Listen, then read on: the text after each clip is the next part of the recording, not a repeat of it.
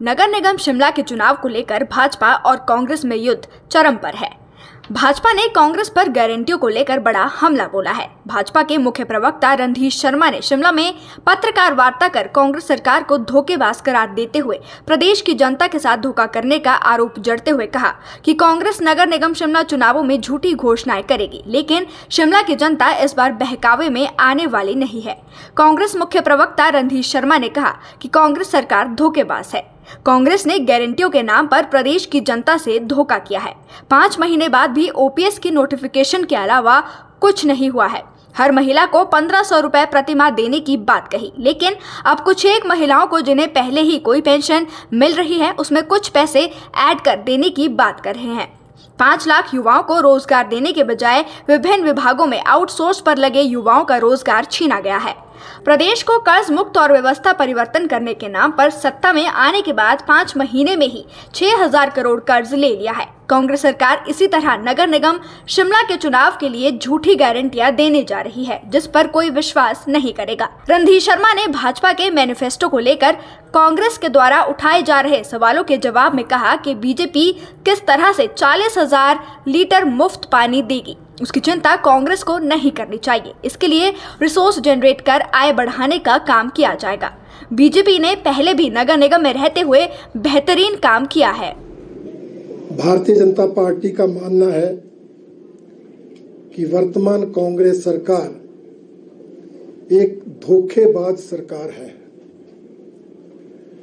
क्योंकि इस सरकार ने अपने 4 महीने के कार्यकाल में समाज के हर वर्ग को धोखा दिया है। पिछले विधानसभा चुनाव के समय कांग्रेस पार्टी ने प्रदेश की जनता से, समाज के हर वर्ग से अनेक वायदे किए थे।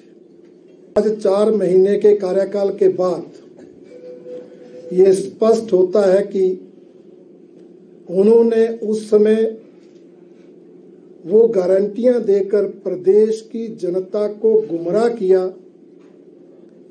प्रदेश की जनता को गुमराह करके वो चुनाव जीता और सत्ता में आने पर हर वर्ग के साथ धोखा किया। आप भी जानते हैं, उन्होंने पहली गारंटी कर्मचारियों को दी।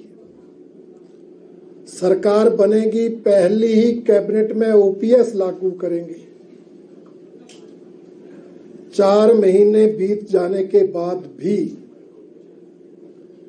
ओपीएस लागू करने की अधिसूचना ही जारी हुई है, अभी किसी को ओपीएस मिलना शुरू नहीं हुआ। कर्मचारियों को कहा कि जो डीए ड्यू है 11% डीए सरकार में आने पर देंगे, उसमें भी 3% डीए की मात्र घोषणा की, अभी तक उसकी नोटिफिकेशन जारी नहीं हुई। 18 साल से ऊपर की हर महिला को 1500 रुपए हर महीने देंगे, महिला सम्मान निधि के रूप में देंगे। एक परिवार में 2 महिलाएं होंगी, दोनों को देंगे, 3 होंगी, तीनों को देंगे, 4 होंगी, चारों को देंगे, और पहली ही कैबिनेट से देंगे। और आज 4 महीने बाद 18 से 60 साल तक की किसी भी महिला को राशि तो क्या मिलनी, राशि देने की घोषणा भी नहीं की। नौकरी और रोजगार देने की बात तो दूर, जिनके पास नौकरियां थी उनकी नौकरियां छीनने का काम 4 महीनों में हुआ।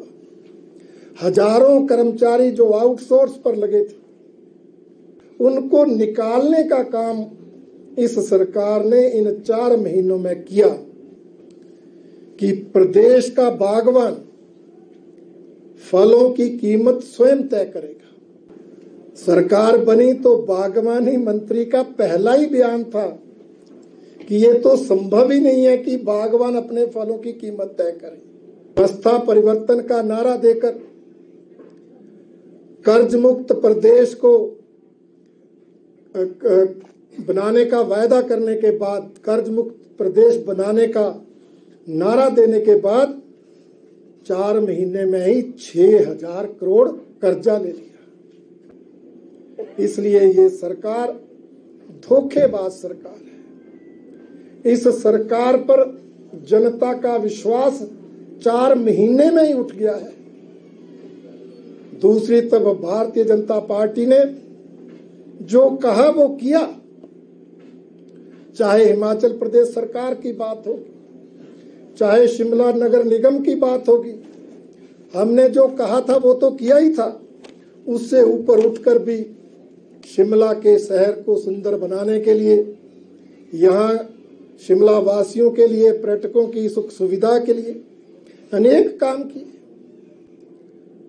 6500 करोड़ का बजट स्मार्ट सिटी के लिए स्वीकृत हुआ और उसके माध्यम से अनेक विकास कार्य, सौंदर्यीकरण के कार्य हुए।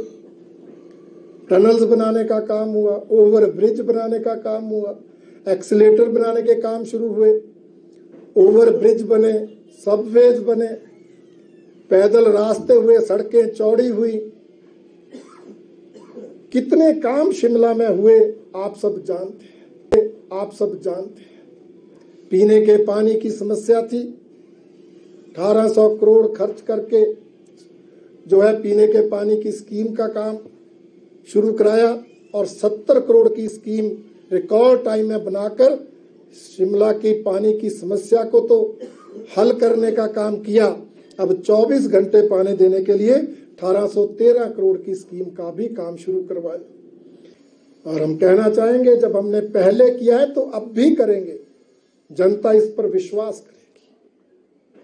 मुझे पता लगा कांग्रेस पार्टी 4 बजे घोषणा पत्र जारी करेगी, परंतु वो उसी तरह के वायदे करेंगे, उसी तरह की गारंटियां देंगे जनता को गुमराह करने वाले। उनके प्रदेश सरकार में आके भी उन्होंने जनता से धोखा किया, अपनी झूठी गारंटियां दी, किसी गारंटी को समयबद्ध पूरा नहीं किया। इसलिए उनके नगर निगम के घोषणा पत्र पर भी शिमला की जनता विश्वास नहीं करेगी, क्योंकि उन्होंने उन सब वर्गों को धोखा दिया जो शिमला में है, चाहे कर्मचारी है, चाहे बागवान है, चाहे युवा है, चाहे महिला है, चाहे आम जनता है। जब सरकार ने 4 महीने में धोखा दिया तो उनके इस कार्यकाल की इस निराशाजनक उपलब्धि को देखकर हिमाचल की जनता, शिमला की जनता, उनके जो भी घोषणा पत्र के वायदे वो 4 बजे करेंगे उन पर कतई विश्वास नहीं करेगी, क्योंकि हिमाचल की जनता ये मान चुकी है कि ये सरकार झूठी गारंटियां देती है, झूठे वायदे करती है और सत्ता में आने पर जनता के साथ धोखा करती है। इसलिए उनके बहकावे में जनता नहीं आएगी। एक बार फिर शिमला में भारतीय जनता पार्टी नगर निगम पर अपना कब्जा करेगी, ये मैं विश्वास के साथ कह सकता हूँ। शिमला से नीरज डोगरा की रिपोर्ट।